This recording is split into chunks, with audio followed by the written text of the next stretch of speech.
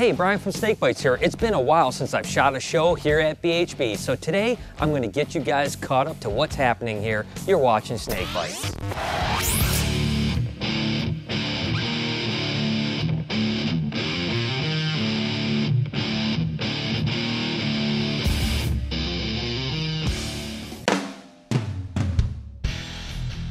The Python and Boa room is a relatively complicated room to run because there's so many parts and components that go into it. Stuff like baby cellar ball pythons, something like this mimosa ball python, which I think is gorgeous by the way, or even this sterling lesser down here, which is one of my favorite cellar animals right now. I always say the lesser and cinnamon gene mix together really well. Then you add that pastel gene to it and man, that animal is just gorgeous. But regardless, we have to care for all these baby pythons because they eventually need to get sold. So that's one part of the python room. And then there's the part of raising up for the future. Let's face it, we have new breeders coming in all the time. You know, just stuff like, for instance, like a yearling bumblebelly that's just really beautiful. And again, that's just a bumblebee yellow belly, which is a pastel spider yellow belly. But in the future, that's going to be a really great breeder with some of the yellow belly complex animals like highway, puma, super stripe. Or we have, let's say, this Mojave Woma here, which is kind of just a double gene mutation, but it came out really interesting. I love the Mojave stuff, especially breeding it into GHI and other mutations like that. Adding that Woma gene may do some pretty interesting stuff. And that's, again, another component of the python room, which means we have to raise snakes for the future. And of course, then there's our adult ball pythons. You know, we have all these adults here that are getting ready for the breeding season, and these girls need to get beefed up. A lot of food goes into them this time of year because we're just about ready to start breeding. But this champagne is just one example of a really cool animal that we're looking forward to producing some really wild stuff. But it's not all about ball pythons, guys. This room has a bunch of other stuff in it. Let's go take a look.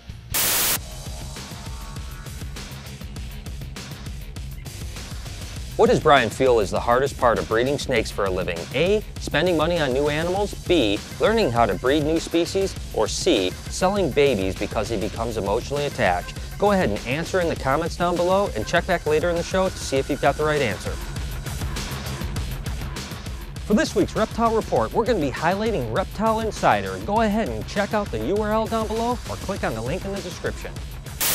We have a handful of different animals in this room as well. Things like Colombian rainbow boas, which we actually had a pretty good year with. They're one of the easier boas to breed when it comes to rainbows. And we have a couple color mutations that we're hoping to produce next year, so it's a pretty cool project. But there's no doubt that the coolest of the rainbows, in my opinion, are the Brazilian rainbows. Just look how gorgeous that animal is right there. And they're really big for rainbow boas as well. Now, we did produce several litters of them this year, so it was pretty exciting. And there's a few color mutations that are starting to crop up, which is going to make the rainbow market really pop over the next few years. But we have a bunch of other stuff too, like our blood pythons. For instance, these are our black short tails. Look how gorgeous that is. Just look at the head on that animal. And these guys can get a little nippy at times, but I absolutely love them. And this will be the first year that we're breeding these black bloods, as well as some albinos and some other stuff. So blood pythons are really cool. And hey, we even have some Australian stuff. Look at this Woma python here. Now, she's a pretty big girl too. She's been a proven breeder for the last few years, so hopefully we'll get a good clutch from her. And we also have carpets and boa constrictors. My point is, there's a lot going on when it comes to the boa and python room. It's not just all ball pythons. There's a lot to do. Let's check in with Josh Roberts to see what he's got going on. It's always busy in the python room, especially during breeding season. But today's project is actually revamping. We've used cypress mulch as substrate for a number of years with great success, but we're always looking for better ways and different things to try. And we're switching over to paper right now, and it's a huge, huge project. We have a lot of bins, and it's going to take a lot of manpower. So next week starts the python breeding season. The first males will go in with females, which is just one of the most exciting times of the year for me. But the python and boa room is extremely work intensive, and the amount of work that you put in now will extremely dictate the success that you're going to have 6 or 8 months from now when we're hoping to get some beautiful clutches of eggs. I always say that the Colubrid Room is one of the busiest rooms in the shop, and that's mainly because the colubrid metabolism is just so fast. Whereas boas and pythons only need to be cleaned once a week, the colubrids need to be spot cleaned every day of the week. They just eat and they poop so much. We actually feed these colubrids up to 3 times a week, believe it or not, because they're just so voracious. And again, if you don't feed them a lot, you're not going to get good production. Now we're at the very tail end of the season, which means we just hatched our last colubrid clutch. So all these babies are about to go down for a little bit of a shutdown. We'll hibernate these guys for 3 months, but what's so important is to get the body weight on them before they go down. Much like the python room, it's the amount of work that you put into them now will be determinant of what kind of successful season you have next year. The beefier those animals are going into hibernation, the better production you're going to have next year. Sam runs this room. Let's see what she's got going on. All right, it's been a really crazy year here in the Colubrid Room. A ton of work, but it's been really exciting to see all the baby snakes hatch. It was super exciting to get some baby rhino rats finally. But I'm really happy that things are finally dwindling down and we can relax a little in here, getting the last meals in these snakes before we put them down to hibernation. And then I'm going to get a lot of free time. It's going to be pretty low maintenance in here. I'm going to be working in the other rooms with the babies, and it should be a lot easier for the winter and help to calm down a little bit. Colubrid snakes were really one of my first loves when it came to breeding snakes, but I gotta be honest, every time they go into hibernation, it's kind of nice to take a few month break from them, but I tell you what, breeding season is right around the corner. The baby snake or nursery is what I consider the most chaotic room at BHB because during the hatch season, we're literally putting down about 2,000 babies a year, just like this Hypotessera, such a gorgeous animal. But when you're hatching that many kids, that means that each one of those babies needs to have its own cage. It needs to be inventoried. And eventually, of course, we have to make sure that they're feeding and are extremely healthy before we sell them.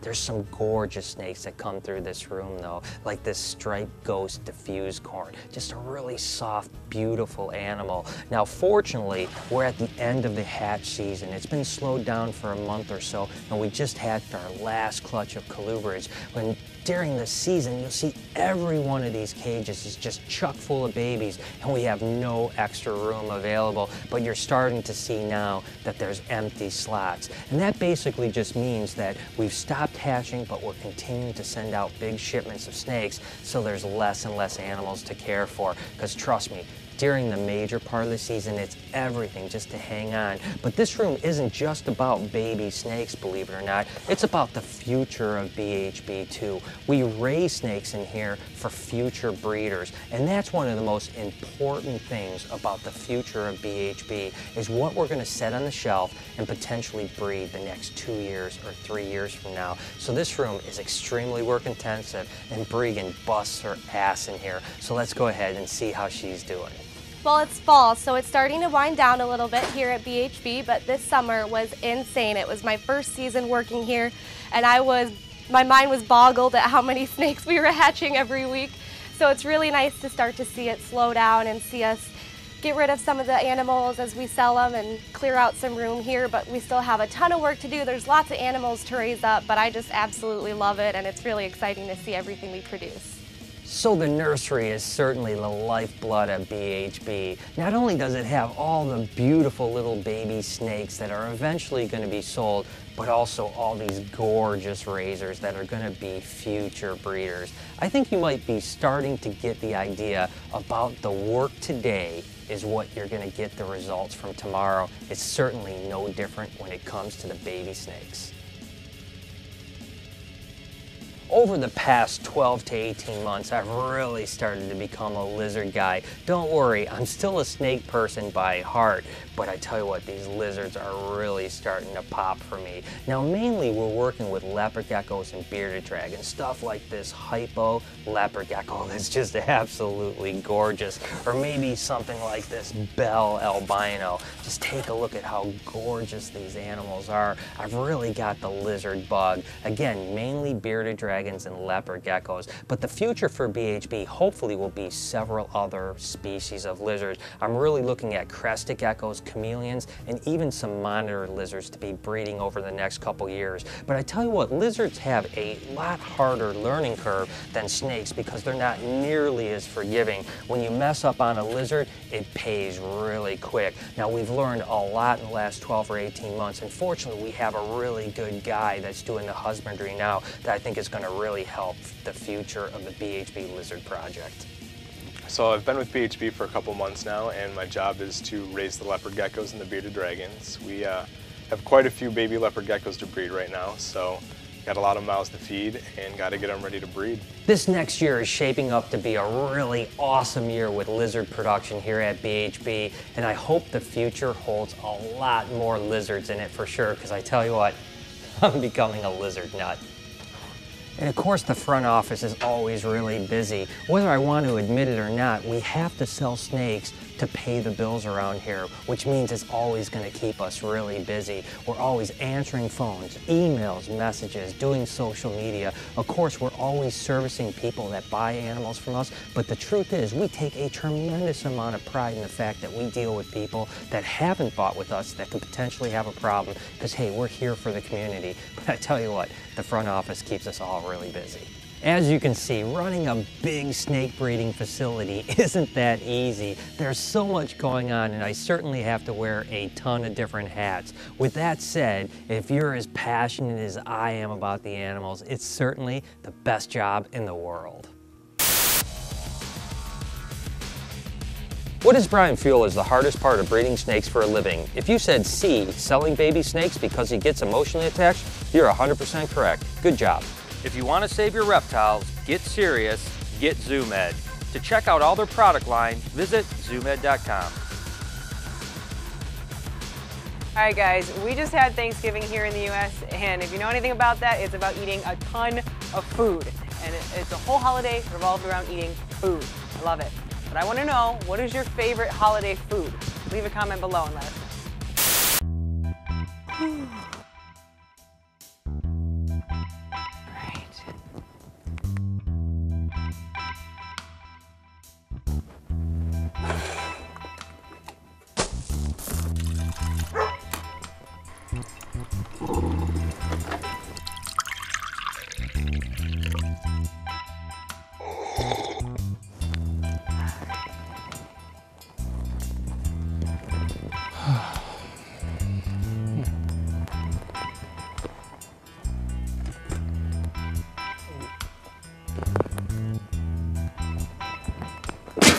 Oh my God. Who made this coffee? This is freaking terrible. Sam, did you make the coffee? Yes. What did you put in it? That's horrible. If you're gonna make coffee like that, don't even bother punching in. Just go home. God. Dude, friggin' Josh is being such a today. Hi, what's going on? He went off on me after he had coffee because it tasted so horrible. He asked me if I put in it. Well, did you? No. Well, maybe you should. It's a good idea.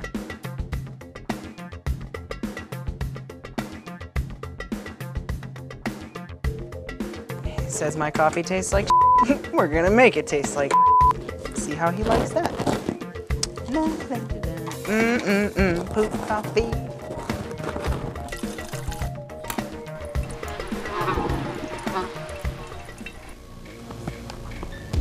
Hey guys.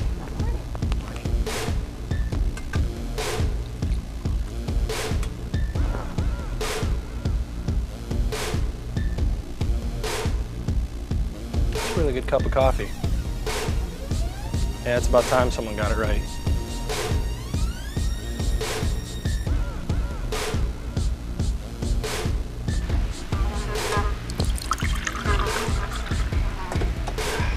Coffee. Ugh, it tastes like snake shit. So there it is. I hope you guys enjoyed the show. As you can see, there's never a dull moment here at BHB. As always, you can follow any of my animal adventures over on Facebook and Twitter at SnakeBytesTV. Till next week, you've been watching Snake Bites.